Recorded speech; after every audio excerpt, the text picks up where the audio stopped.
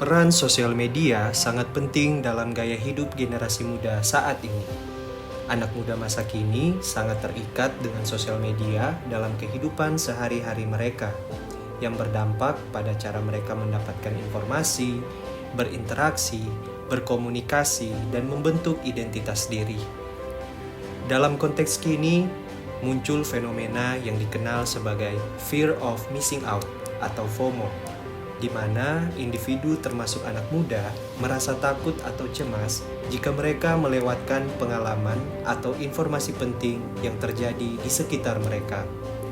Hal ini seringkali membuat mereka merasa tertekan atau terdorong untuk selalu terhubung dengan sosial media atau acara sosial tertentu agar tidak merasa ketinggalan.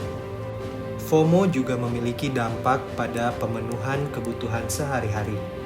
Anak muda seringkali terpengaruh oleh gaya hidup atau lifestyle yang ditampilkan di sosial media yang menyebabkan mereka selalu berusaha memperoleh hal-hal yang sebenarnya tidak terlalu diperlukan. Mereka cenderung ingin memperoleh barang atau pengalaman hanya untuk flexing demi mencapai standar sosial tertentu yang mungkin tidak relevan dengan kebutuhan sebenarnya. Bagaimana kita melihat fenomena FOMO ini dari perspektif Buddhisme? Mari sama-sama kita dengarkan penjelasan dari Romo Totok Tejamano, Ketua Vihara Karangjati, Yogyakarta.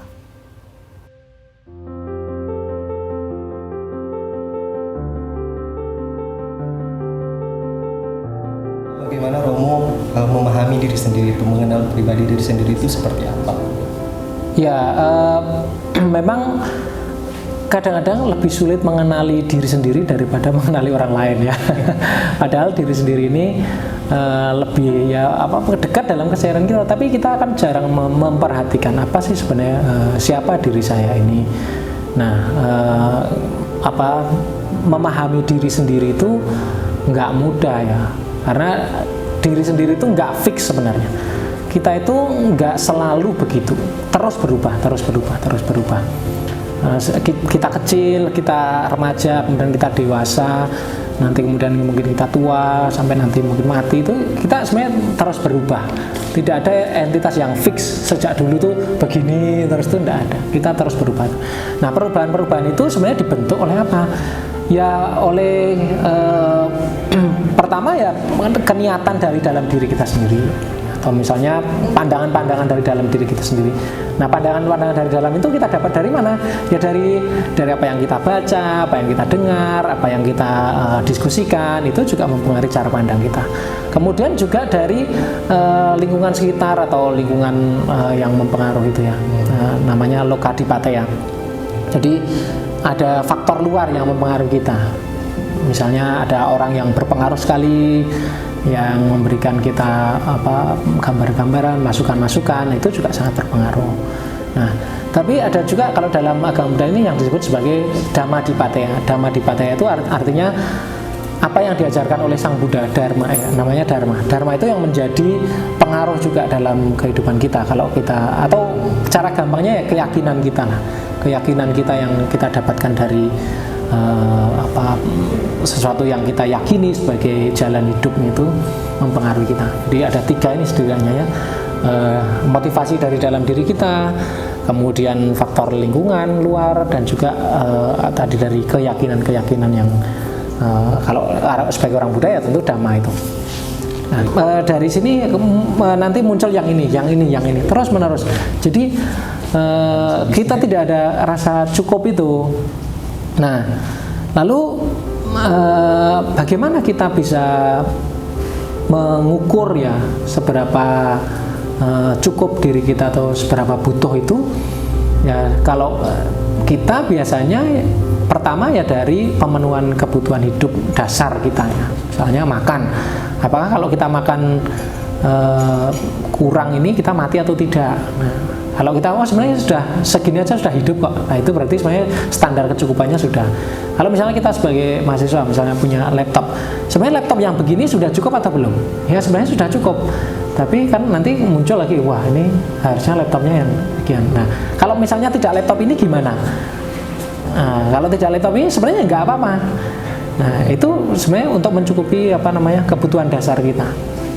Nah, maka salah satu caranya dalam Buddhisme ini adalah merenungkan sebenarnya apa saja yang kita butuhkan dalam kehidupan ini. Itu selalu direnungkan. Misalnya soal makan. Dalam ajaran Buddha itu kalau kita mau makan kan kita merenungkan apa tujuan sebenarnya kita makan. Nah, kemudian memakai pakaian. Apa sebenarnya tujuan memakai dari pakaian? Misalnya makan tujuannya untuk apa sih?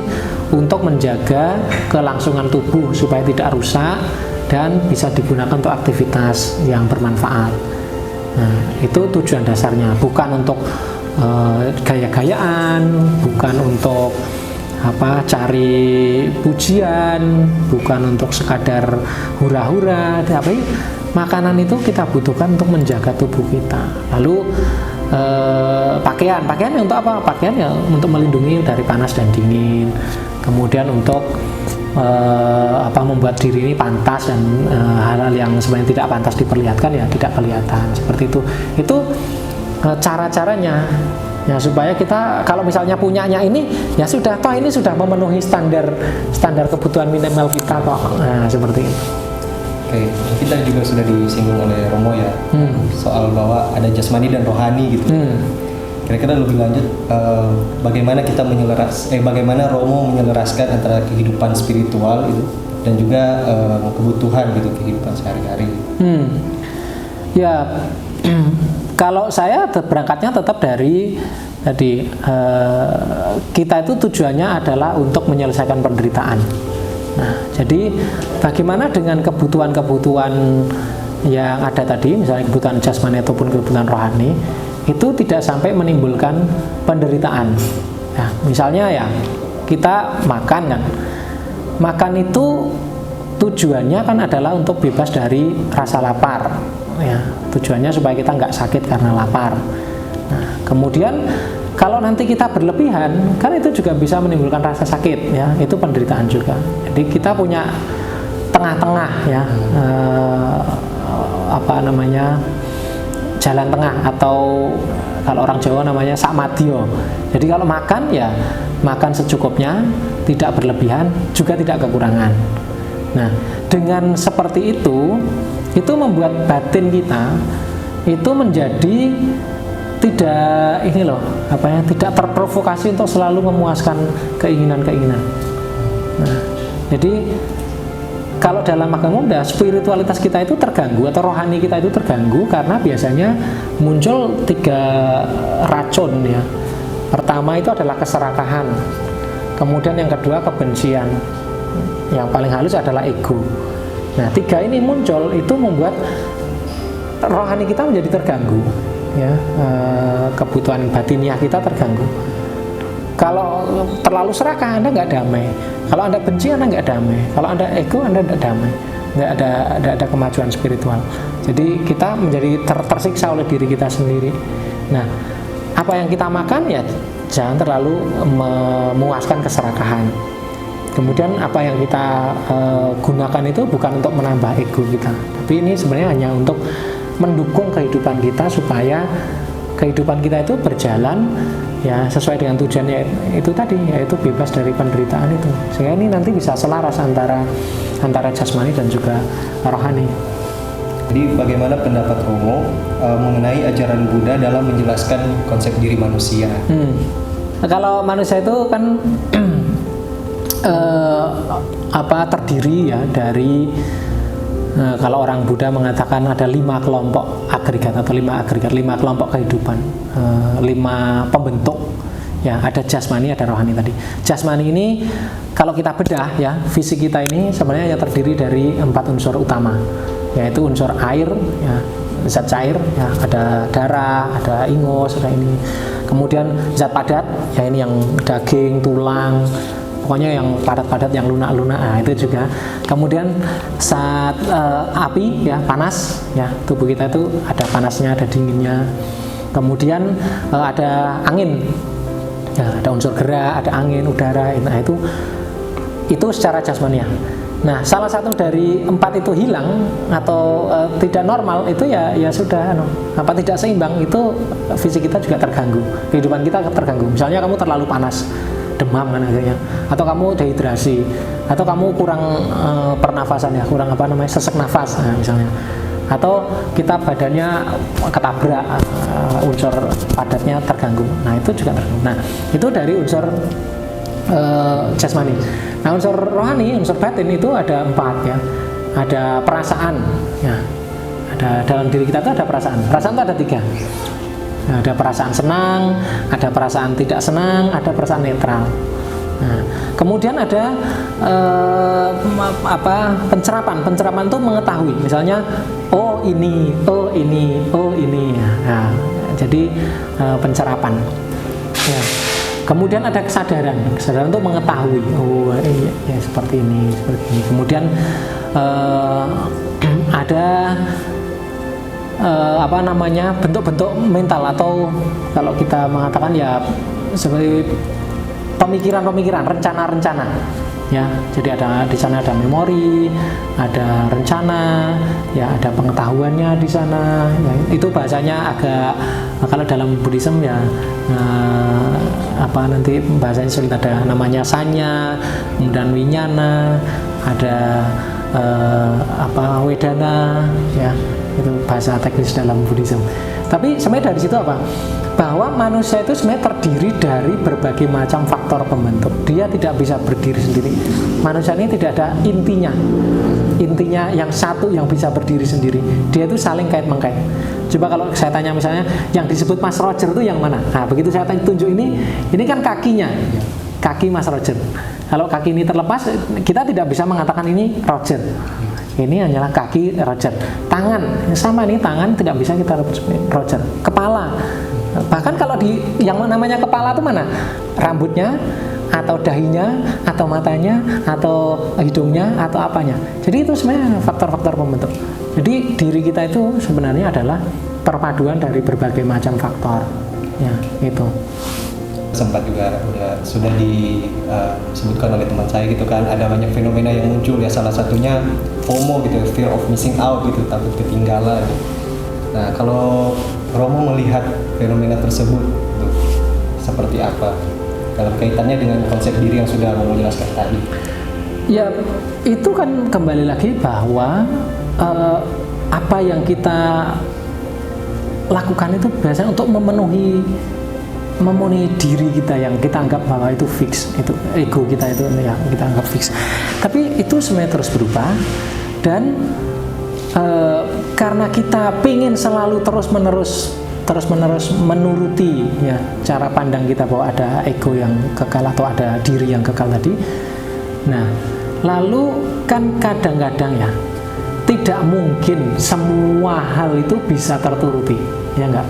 Misalnya kita pengen punya iPhone yang terbaru, ya kita pengen, tapi apakah keinginan kita itu selalu terpenuhi? Pertanyaan gitu. Tidak loh. Pasti semua keinginan kita itu nggak ada yang semuanya itu totally terpenuhi. Ada kadang-kadang terpenuhi, ada kadang-kadang tidak, ada kadang-kadang tidak. Nah, kalau tidak bisa memenuhi, maka muncul apa biasanya? Kalau tidak bisa memenuhi, ya muncul kegelisahan, ketakutan, kekhawatiran. Ya, makanya ada takut kalau dianggap. Nah, padahal ini biasanya kan takut kalau dianggap ketinggalan. Takut kalau kita nanti dijauhi teman. Takut kalau kita seperti ini tuh nanti nggak bisa hidup ya gitu ya. Itu ketakutan-ketakutan yang sebenarnya kita ciptakan dari pola pandang atau cara pikir kita itu yang tidak benar. Nah, gitu. Dalam kaitan dengan itu, kalau soal flexing, orang-orang yang suka pamer, gitu ya, kalau menurut kamu bagaimana? Ya sebenarnya itu hak mereka juga ya. Tapi kalau dalam pandangan Buddhis itu biasanya untuk apa sih? Untuk memenuhi ego tadi ya, untuk memuaskan ego kita, supaya dianggap ya, supaya kita dianggap. Sebenarnya kalau sudah di flexing terus di like misalnya, disukai sama orang, terus sebenarnya apa tuh ya kita senang ya senang, tapi setelah itu ya Ya itu kan berubah juga. Wah kita coba kita setelah pamer foto apa ya, terus di like banyak orang 1.000, 10.000, 20.000 like gitu misalnya. Ya setelah itu apa ya biasa saja. Kita juga pengen lagi, pengen nanti naik lagi kalau bisa 15.000, kalau 85.000, wah kalau bisa 1 juta. Terus menerus seperti itu. Ya, tidak ada habisnya. Itu untuk apa? Untuk memenuhi ego. Nah, nanti kalau kita flexing lalu tidak ada yang nge-like misalnya, tidak ada yang memberi apresiasi, apa yang muncul? Ya, merasa bahwa aduh apa sih ini, saya berarti kurang nih, penderitaan juga kan. Jadi bisa kita jatuh dalam keserakahan atau kita jatuh dalam ketidaksukaan. Nah, itu sama-sama tidak terbebas dari penderitaan. Tapi sekali lagi ya orang flexing ya moga-moga saja ya. Kalau yang celaka itu kalau nggak punya terus flexing itu ya. Ya lebih baik karena dari itu ya, lebih baik dianggap miskin daripada berpura-pura kaya kan gitu ya. Menjadi manusia itu kan ya kalau definisinya ya, manusia dalam pandangan Buddha itu kan mana dan usa. Mana itu pikiran, usa itu luhur ya. Jadi sebenarnya manusia itu adalah pikiran yang luhur, pikiran yang berkembang, pikiran yang mencapai perkembangan keluhuran. Maka kita ya sebagai manusia perlu mencari atau mengembangkan ya yang luhur dari dalam diri kita sendiri itu. Ya, kalau kita makin menuruti hawa nafsu kita ya menjadi tidak luhur juga. Nah, makanya ajaran Buddha ya bagi saya itu adalah seperangkat cara ya untuk mengembangkan bagaimana kita bisa mencapai keluhuran. Karena dengan keluhuran batin yang tadi diajarkan dalam Buddhisme itu membuat kita menjadi bebas dari penderitaan.